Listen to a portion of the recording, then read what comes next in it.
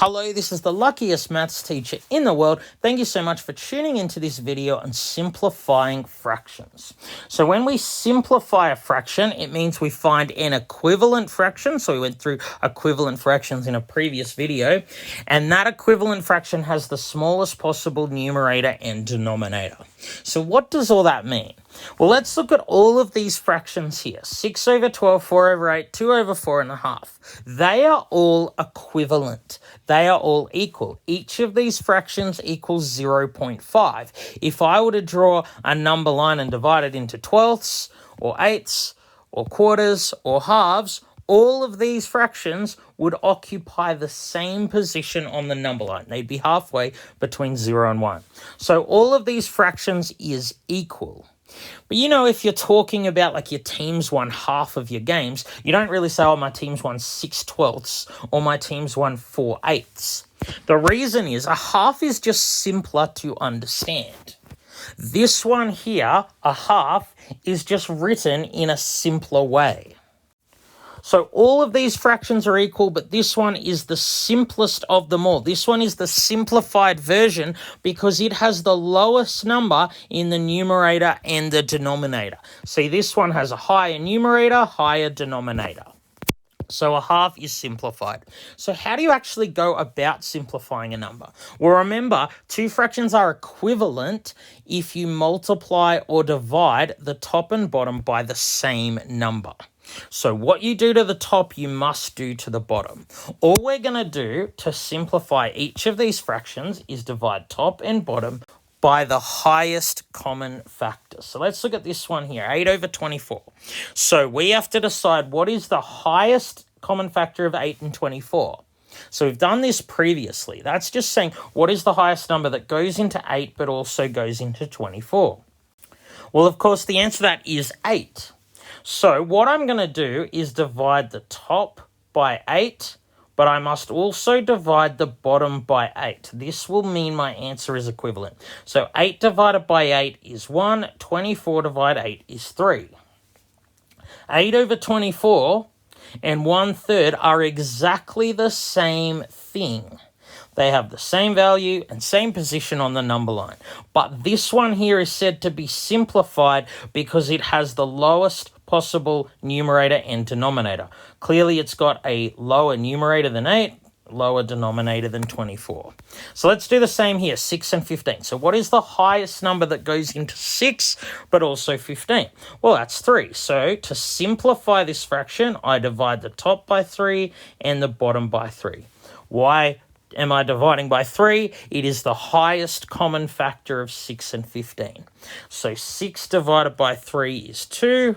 15 divided by 3 is 5. 6 over 15, 2 over 5 are equivalent, both equal to 0.4, both just less than a half, but this one's simpler because it has lower numbers on the top and the bottom. So let's look at 16 over 32. So here's what you can do if you don't know the highest common factor. So 16 and 32, the highest common factor is 16. But if you didn't know that, you could pick any number. You could divide by 4, and if you divide the top by 4, you divide the bottom by 4. So 16 divided by 4 is 4, 32 divided by 4 is 8. So this answer isn't simplified because I didn't divide by the highest common factor. I just divided by any common factor. So if you can't recognize the highest common factor of two numbers, you can divide by any common factor, but you'll need to simplify your answer again. So 4 over 8, well, 4 goes into itself and it also goes into 8. So I'm going to divide by 4 again. 4 divided 4 is 1. 8 divided by 4 is 2. 16 over 32 and a half are both equal to 0.5. They're equal to each other. They're equivalent fractions, but this one is simpler. All right, 36 over 81. So sometimes it might take you a while to find the factors. So if you're having trouble finding the highest common factor, go through factors of the smaller numbers. So 36, well, that doesn't go into 81. Next factor of 36 is 18. Well, that doesn't go into 81. I mean, you can't have an even number going into an odd number. So, next highest factor of 36 is 12. Well, that doesn't go into 81 either. So what's the next factor of 36? It's 9. So 9 goes into 36, but also goes into 81. So I'm going to divide the top number by 9. And if I divide top by 9, I divide bottom by 9. 36 divided 9 is 4. 81 divided by 9 is 9. So 36 over 81, 4 over 9, equivalent fractions. This one's simpler because it has smaller numbers. So let's now look at how we could use this to write one quantity as a fraction of another. So when we're writing one quantity as a fraction of another, you just turn the quantities into a fraction and simplify. So let's say Broncos have won 18 out of 24 matches. What fraction of matches have they won? Well, 18 out of 24 can be written like this, 18 over 24. But we now need to simplify. So what's the highest number that goes into 18 and also 24? Well, that's 6. So I'm going to divide top and bottom by 6 because 6 is the highest common factor of 18 and 24. So 18 divided 6 is 3. 24 divided by 6 is 4. The Broncos have won 3/4 of their matches. So let's look at this one. What fraction of 2 kilometers is 800 meters? Well, I need to make these have the same units because this is kilometers and this is meters. I can't really compare them until they're in the same units. So 2 kilometers is 2,000 meters. So this one's asking us what fraction is this out of this.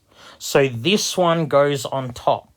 It's just 800 meters over 2,000 meters. And now I simplify. So 800 over 2,000, I can divide top and bottom by 100. That's the same as crossing out 2 zeros. And that will give me 8 over 20. So 800 meters is 8/20ths of 2 kilometers. But 8/20ths is not a simplified fraction. How can I tell that this one here is not simplified? Because the top and the bottom have a common factor. They're both even for a start. So I need to simplify further. The highest number that goes into 8 and also 20 is 4. So I divide top and bottom by 4. 8 divided 4 is 2. 20 divided by 4 is 5. So the answer is 2/5. 800 meters is 2/5 of 2,000 meters. So if you've got to run like 2,000 meters, when you've run 800 meters, you've run 2/5 of the distance. All right, thank you so much for tuning into this video. This has been the luckiest maths teacher in the world. Have a great day.